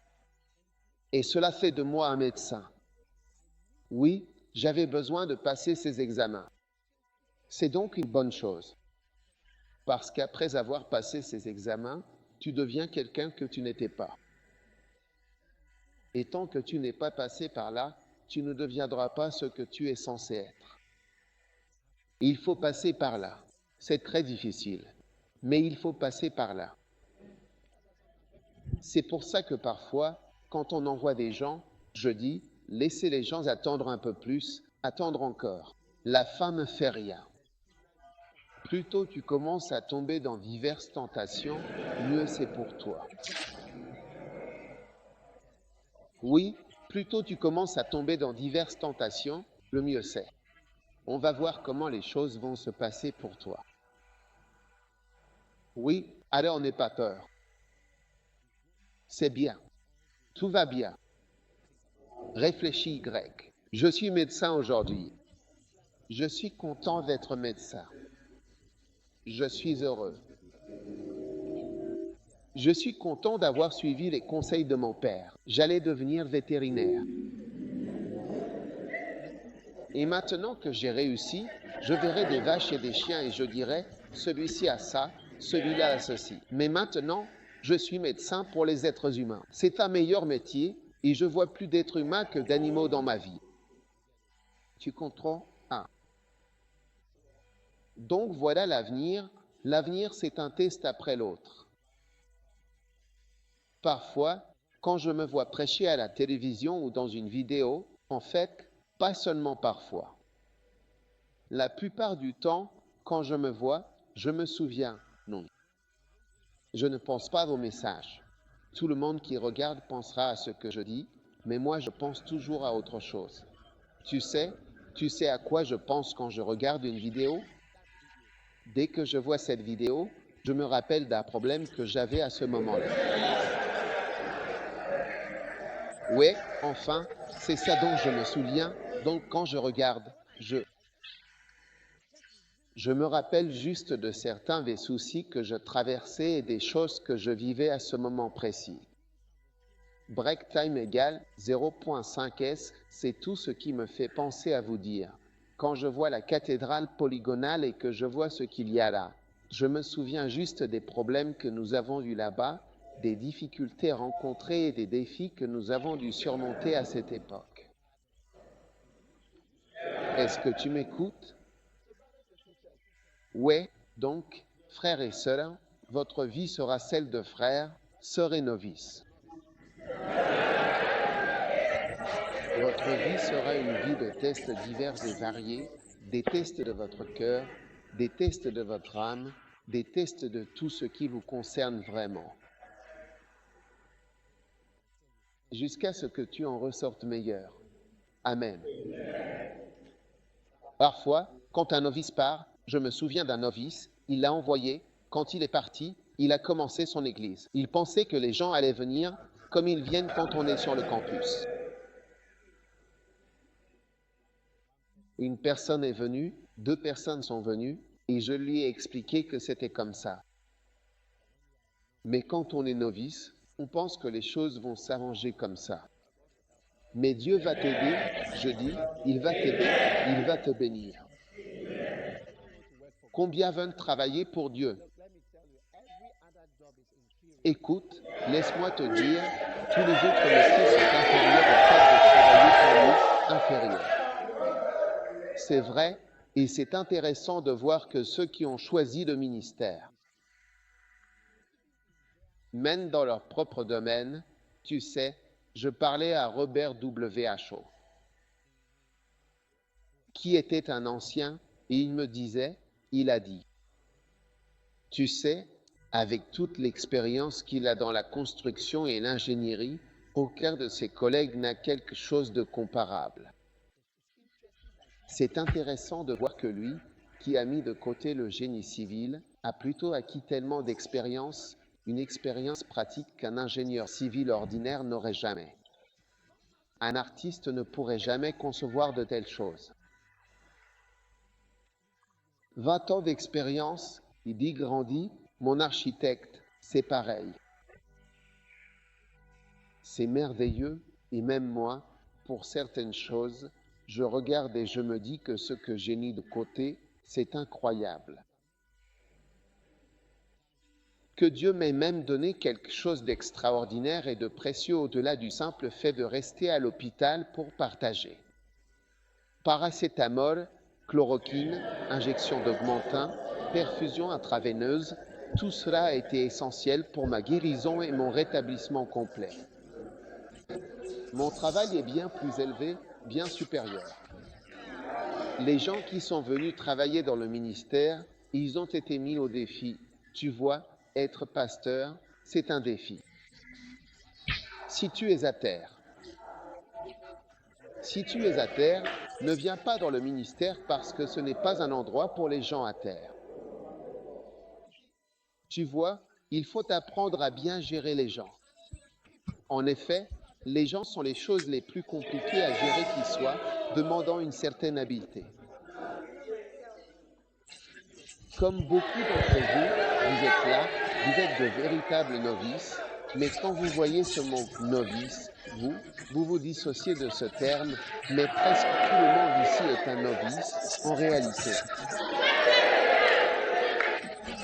Combien d'entre vous réalisent que vous êtes de véritables novices? Oui, et même en entrant dans le ministère à plein temps, je me souviens d'un pasteur, il était un pasteur laïque. Il était tellement occupé à travailler pour le Seigneur. En tant que pasteur laïque, il avait l'habitude de se dire « Quoi d'autre une personne peut-elle faire pour Dieu, vraiment, en ce moment, à part tout ce que je fais déjà en tant que pasteur laïque ?» Mais quand il est entré dans le ministère à plein temps, il m'a dit « C'est incroyable. Je suis tellement occupé que je ne sais même plus ce que je fais. » Il y a même un écart entre le ministère laïque et le ministère à plein temps qu'on ne peut même pas imaginer. Un jour, il est venu me voir. À cette époque, il était l'un des laïkini. Tu connais les laïkini? Laïc manchot.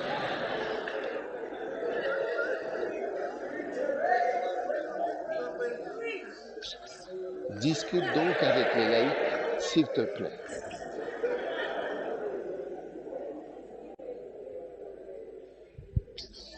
Et je prêchais sur l'onction. Et il est venu me voir et m'a dit, « Évêque, je veux cette onction. Je veux cette onction. » Et il m'a dit, il me racontait récemment, il a dit, « Je me souviens, tu es juste resté là et tu m'as dit, « Pasteur, il y a un prix à payer.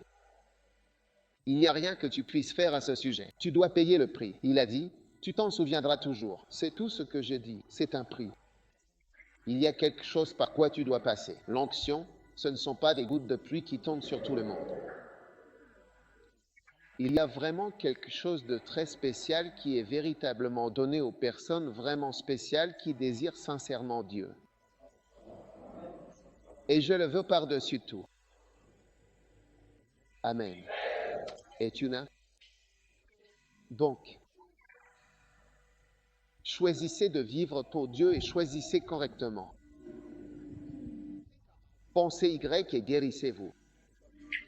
Parce qu'entrer dans le ministère, c'est comme combiner le ministère laïque à plein temps. C'est comme combiner le saut en longueur avec le triple saut, le saut en hauteur puis le saut à la perche. Quadruple, tu fais le 4 en un, ouais.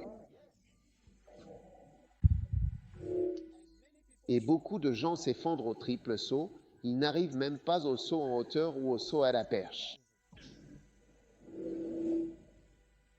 Réfléchis grec. Un jour, quelqu'un est venu, il a dit, « Je veux travailler dans le ministère et c'est pour ça que c'est bien de commencer jeune, parce qu'aussitôt que tu as fait un peu, c'est très difficile de venir. » Donc la personne est venue pour un entretien, « Je veux travailler dans le ministère, alors d'accord, viens postuler. » Quand la personne est venue à postuler, les gens ont demandé, « Combien gagnes-tu » Et puis la personne a mentionné le montant.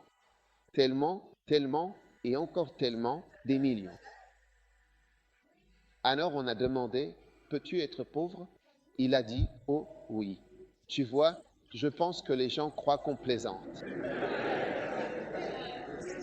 Peux-tu vraiment, vraiment être pauvre?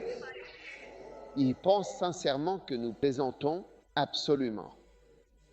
Alors, ils ont mentionné le montant exact, précis, en disant « Ne pense absolument à rien d'autre, car tu recevras tout cet argent immédiatement, sans délai. » J'ai dit que la personne avait réussi le saut en longueur et que c'était maintenant le moment du triple saut, mais avant même de pouvoir prendre la deuxième impulsion. Les jambes se sont emmêlées plus dans le sable, mais on n'est même pas arrivé à la perche.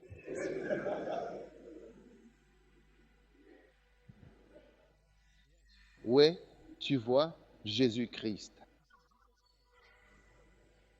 Il n'a jamais abaissé le niveau pour qui que ce soit, il a dit. Si quelqu'un veut venir à moi, n'importe qui, voilà, c'est comme ça qu'on saute. Il n'a pas regardé Randy en disant « Ok, Randy, viens vite, puis retourne là-haut. » Quand il voit une personne pauvre, il dit « Si quelqu'un veut revenir à moi que ceci, à moi que cela, à moi que ceci, à moi que cela, à moi que ceci. » Et puis il voit une personne bien habillée arriver, la personne a l'air très séduisante, alors il dit « Viens vite à la fin. » Et quand tu vois, il a dit, je disais, si quelqu'un veut venir, tu vois où c'est la Non, Jésus n'a pas fait ça, Jésus n'a pas fait ça, il a maintenu cela. Quand l'homme riche est venu, l'homme riche a dit, que dois-je faire? Jésus a dit, honore ton père, honore ta mère. Ne convoite pas le bien de ton voisin, ne convoite pas la femme de ton voisin, ne convoite aucune de ces choses. Et ainsi de suite. Et puis l'homme a dit, j'ai fait toutes ces choses. Quand Jésus l'a regardé et a posé sa main là, il a dit, va, vends tout ce que tu as, et viens, suis-moi. Et l'homme a attentivement regardé ce saut en longueur parce qu'il avait déjà réellement franchi le saut en longueur. Il avait déjà avec succès franchi le triple saut. Maintenant, le saut en hauteur arrivait et il le regardait avec une grande attention. Il n'était pas bas, n'est-ce pas? Tu vois? Non, non, non, c'est ici. Si quelqu'un, n'importe qui, si quelqu'un veut venir après moi, qu'il prenne sa croix et qu'il me suive. Ouais. Il n'a pas abaissé la norme pour l'homme riche. Il n'en a pas fait. Il aurait pu appeler Pierre et dire à Pierre, Pierre, viens me voir dans mon bureau, s'il te plaît. Tu te souviens, la semaine dernière, je t'ai parlé des 12 apôtres que j'ai nommés. Ouais. Tu vois, parfois il faut qu'on fasse des ajustements. Et j'ai décidé que c'est réglé. On devrait avoir environ 13 apôtres. Alors tu vois cet homme riche. Je n'ai aucune mauvaise pensée à ce sujet. Parce qu'on a besoin d'argent pour financer l'évangile, et sans argent, on ne peut pas faire grand-chose. Donc j'ai décidé que cet homme, ce sera le 13e. Et après tout, parce que l'un d'entre vous peut mourir à tout moment et alors on pourra récupérer ça. D'accord. Ouais, il suffit juste d'attendre que Judas fasse une petite bêtise. Alors non, non, non.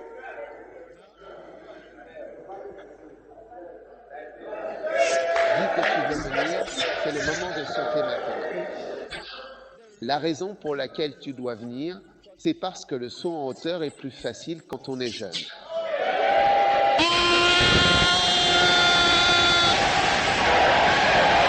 pense que si tu restes ici, tu es à ton âge.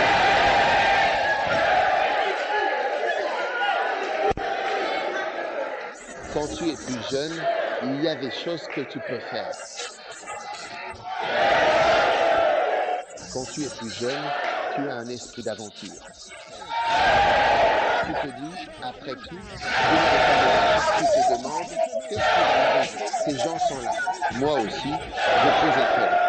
Mais quand tu es vieux, tes os deviennent rares. Tu vois la cachette et tu restes prudent. Je pourrais même me casser un cheveu. Je vais faire ci, je vais faire ça.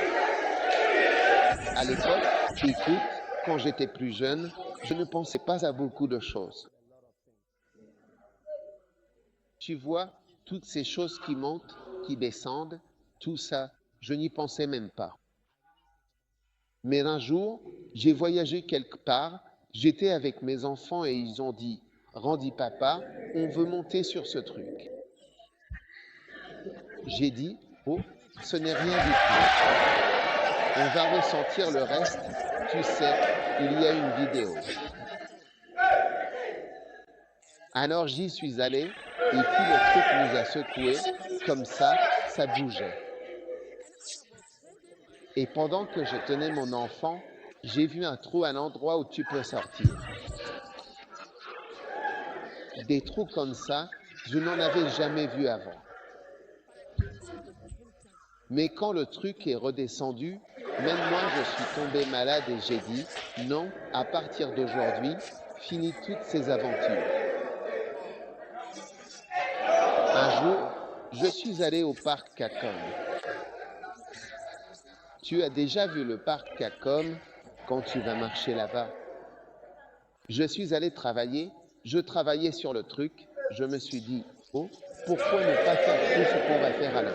Je marchais sur la passerelle, tu vois, et la façon dont ça commence en haut de la colline et la colline descend.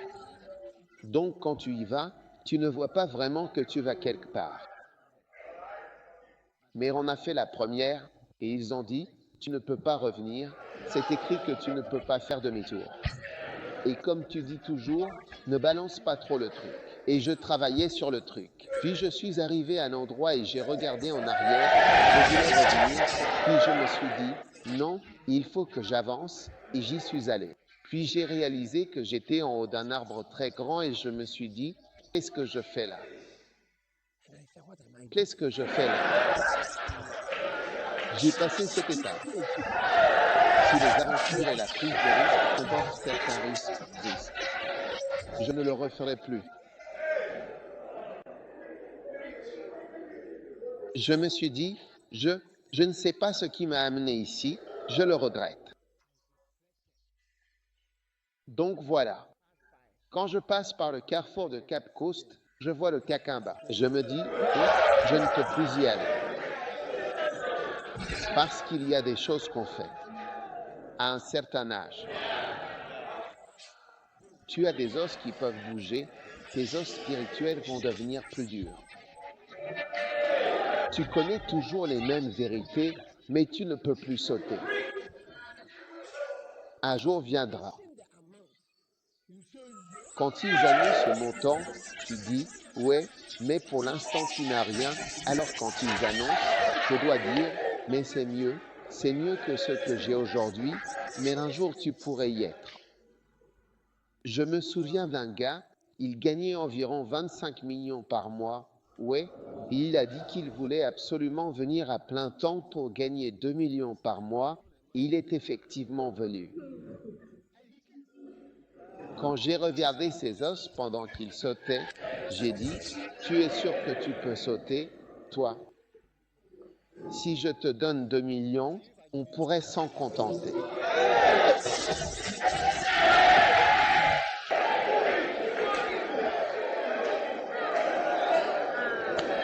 Tu lèves la main et tu dis, gloire à Dieu au plus haut des cieux.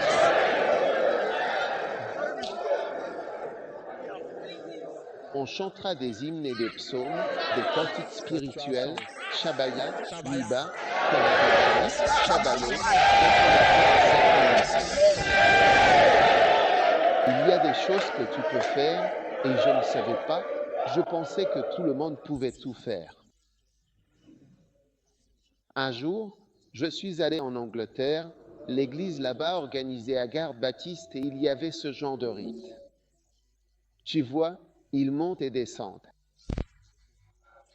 Alors j'ai dit, oh, ne fais rien, va juste mourir. Donc, quand tu vois qu'il y a certains risques, tu ne réfléchis pas vraiment quand tu es jeune. Un risque n'a pas du tout le même effet quand tu es plus jeune. Oui, tu fais ça, tu ne penses pas à t'installer là-bas. Quand on est arrivé à l'endroit où on allait entrer, j'ai vu un panneau. Je n'avais jamais vu un tel panneau auparavant.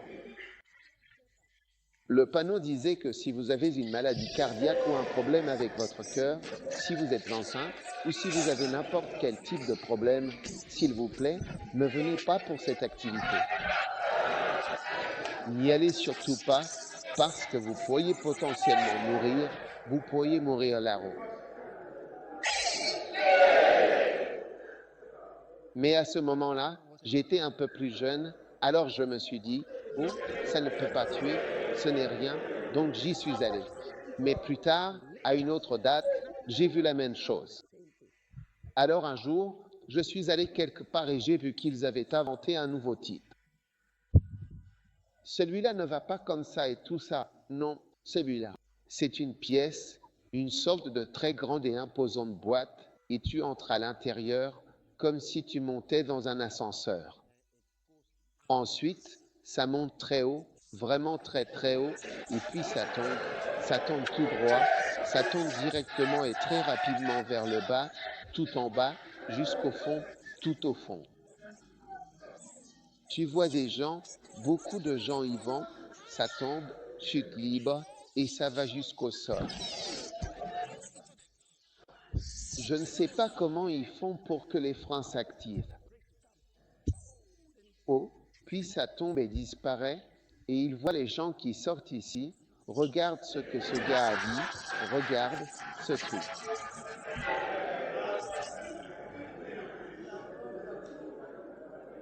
Alors, récemment, je suis allé quelque part avec mes enfants et je me suis rendu compte, je sais, en fonction de mon âge et de ce que je peux faire, j'ai emmené ma petite fille, on est allé voir des sports, on se promenait juste, ministère de proximité, petit, je faisais des petites choses avec ma petite fille, on se promenait juste. Et puis ça, celui qui tourne en rond comme un manège. Celui où tu t'assois sur le cheval. Et si jamais tu tournes continuellement en rond, je me rends compte que c'est précisément l'état d'esprit dans lequel j'aimerais vraiment que tu te retrouves et que tu développes. Tu te rends compte que pour atteindre un endroit, le ministère que tu peux faire, c'est comme ça, tout petit, tu tournes en rond. Comme ça, petit, comme ça, petit conseil, petite prédication en direct. Je me suis rendu compte que les trucs sauvages où tu tombes du sol et tu pars dans les airs, celui où on dit le cœur, pourquoi? Alors ils disent, si tu as du cœur. Quand on est monté, on est arrivé à un endroit comme ça, on tournait, quand j'ai regardé dehors, mon Dieu, j'avais besoin, tu sais, quand une voiture fait des trucs où elle peut se renverser, tourner en hauteur, toutes ces choses.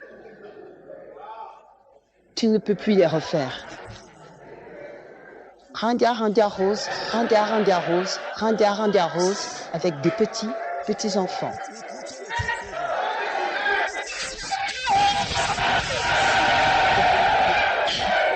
Parce que tu es trop vieux pour certaines choses. Tu es trop vieux pour certaines choses, mais c'est vrai, c'est pour ça que beaucoup d'entre vous, c'est pour ça que vous voyez ces choses. J'apprécie, je viens dans un quartier modeste, mais il y a des personnes âgées qui viennent. Je ne sais pas, je n'y vais plus parce que je suis plutôt jolie.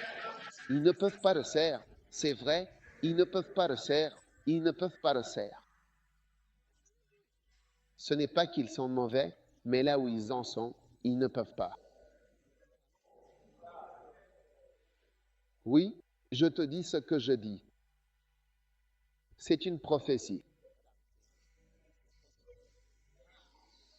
Ceux d'entre vous qui disent « plus tard, on se voit, plus tard Dieu, on se voit après le MBA, Seigneur, on se voit après le doctorat, Seigneur, On se voit après 5 ans d'expérience. Seigneur, viens et gagne ceci. Il te montre le manège et puis l'autre merveille, ils sont en train de tomber. Si j'obtiens ça, je prendrai une photo pour venir te montrer. Prophètes sous terre, ils seront là à regarder. De nos jours, certaines personnes vont venir. À quoi ça sert?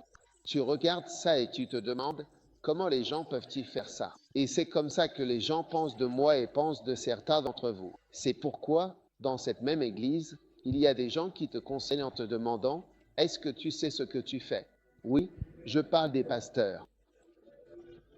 Parce que, de la même manière que je vais m'asseoir et regarder quelqu'un partir, n'est-ce pas, quelqu'un qui s'envole dans les airs, puis redescend et tombe. J'ai dit « Écoute, ce truc est dangereux, et je peux même te donner des exemples d'accidents que tu vois sur Discovery Channel et tout ça. » L'histoire raconte comment certains d'entre eux se sont déjà cassés et tu vois des exemples de tragédies. Combiné à ton âge avancé et à ton penchant pour les manèges et autres choses, tu vas décourager les gens. Oui, c'est pour ça que tu rencontres des gens. Ce ne sont pas du tout de mauvaises personnes. Crois-moi, ce sont de bonnes personnes, elles sont sages, elles ont de l'expérience, mais c'est juste qu'elles ont dépassé un certain stade de la vie et du ministère. Ce n'est plus possible pour elles, peu importe à quel point elles aiment encore ça. Alors ne le sois pas. Ne pense pas que c'est vrai. Quand quelqu'un vient te dire « Tu as perdu la tête, tu vas où? Au Nigeria? Pourquoi voudrais-tu aller au Nigeria? » Parce que je vais en envoyer un de plus parmi vous. Tu vois, j'envoie juste quelqu'un vivre en Angleterre, pas à Lagos. Non, et maintenant je vais encore plus loin, dans d'autres endroits, d'autres villes du nord et de l'est, et ailleurs, dans des lieux divers et variés, des destinations multiples, des endroits variés et lointains. Et tu te demandes pourquoi. Parce que tu es vieux, tu demandes, tu n'es pas mauvais, vieux.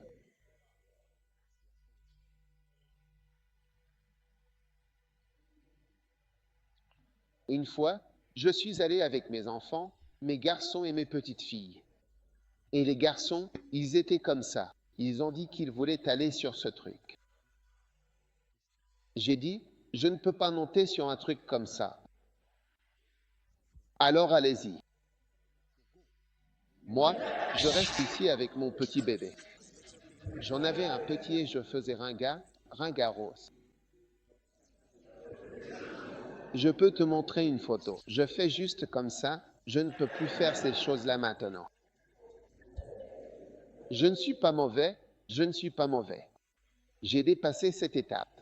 Il y a une étape pour tout, tu ne le sais peut-être pas, mais il y a une étape pour chaque chose. Alors, c'est quand ton étape à toi.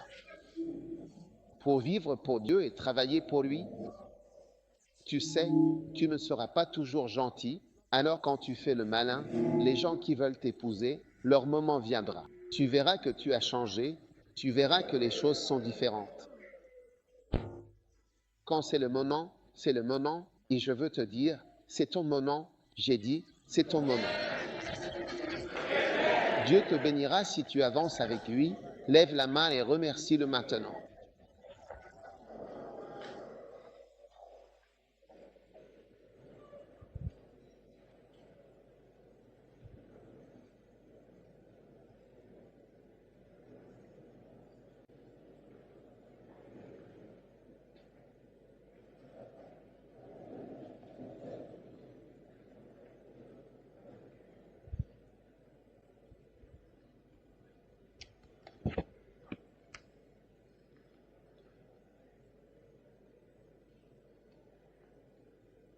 Oh, oui, Père, nous te remercions, nous te louons, nous te rendons gloire, nous t'honorons, nous te donnons toute la gloire.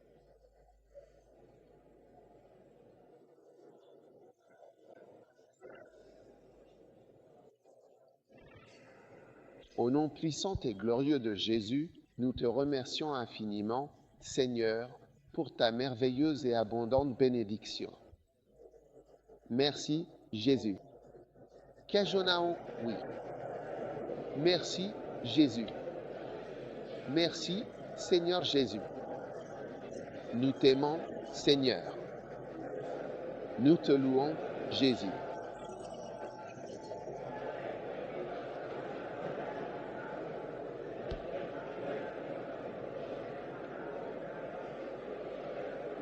Merci, Jésus. Merci, Jésus. Nous t'aimons, Seigneur. Nous te louons, Jésus, très haut. Que ton nom soit sanctifié. Gloire à Jésus. Alléluia, Jésus. Merci, Jésus-Christ. Nous te louons, ô Dieu. Au nom de Jésus, Amen.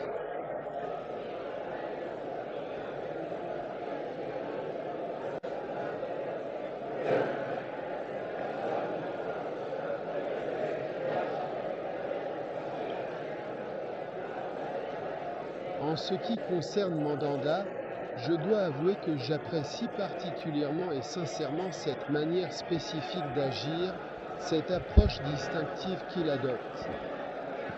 C'est une façon de faire qui, à mes yeux, se démarque et suscite une réelle admiration, une méthode ou un style qui me plaît énormément et que je trouve tout à fait remarquable dans son exécution.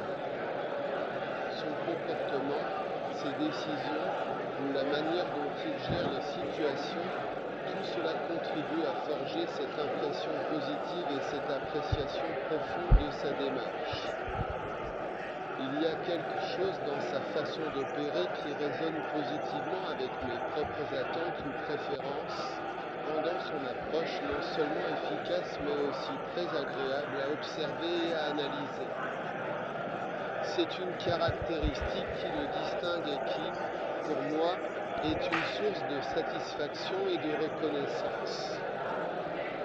Bonne décision sur la décision, une double décision là. Combien m'ont-ils laissé retarder, jour après jour, sans fin? J'aime la réduction à Chalem, mais je vois aussi quelque chose sous l'océan.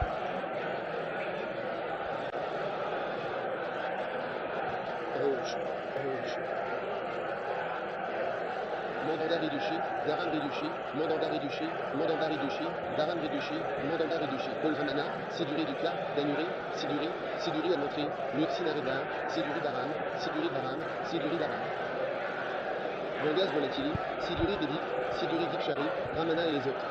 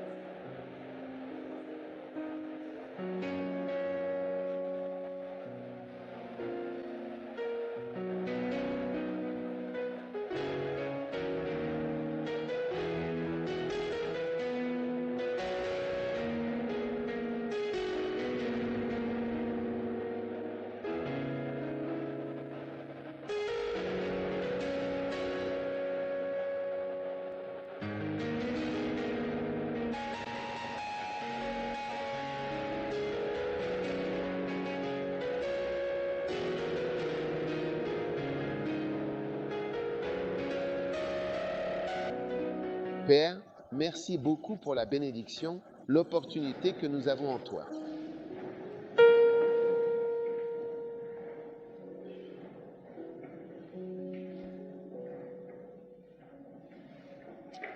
Merci, Jésus, Seigneur. Merci pour votre bénédiction.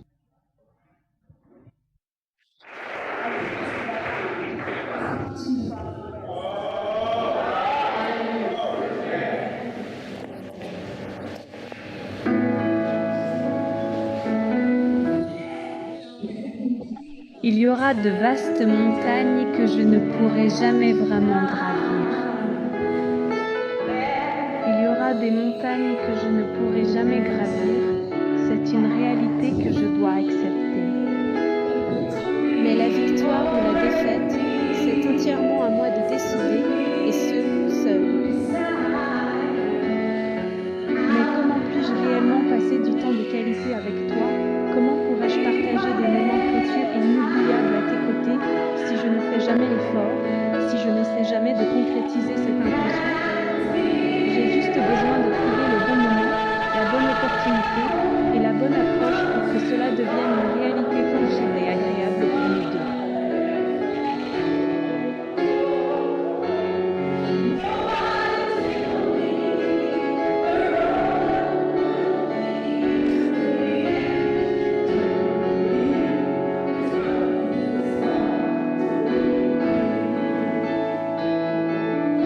Et il a dit qu'il y a eu quelques fois où il n'a absolument jamais prononcé un seul mot.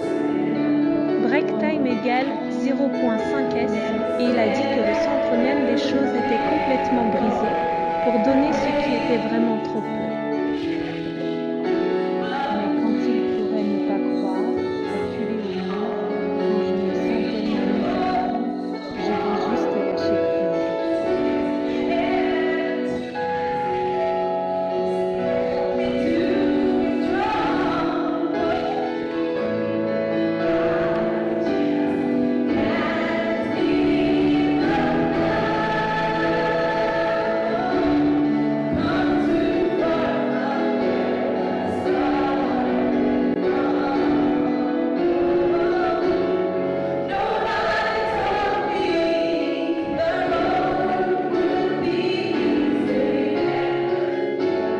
Il est désormais impératif que je prenne mon départ. Les circonstances actuelles exigent que je quitte les lieux sans plus attendre, car le moment est venu pour moi de m'en aller. Désert rocailleux et aride pour pouvoir enfin partir de cet endroit désolé. Je ne sais pas vraiment comment l'exprimer ou le formuler avec démocratie. Regarde attentivement cet instant précis, ce moment fugace qui se déroule sous nos yeux. On dit que cette nuit-là, une nuit particulièrement sombre et profonde, on pense sincèrement que c'est extrêmement difficile de partir sans aucune source de lumière, sans la moindre clarté pour nous guider.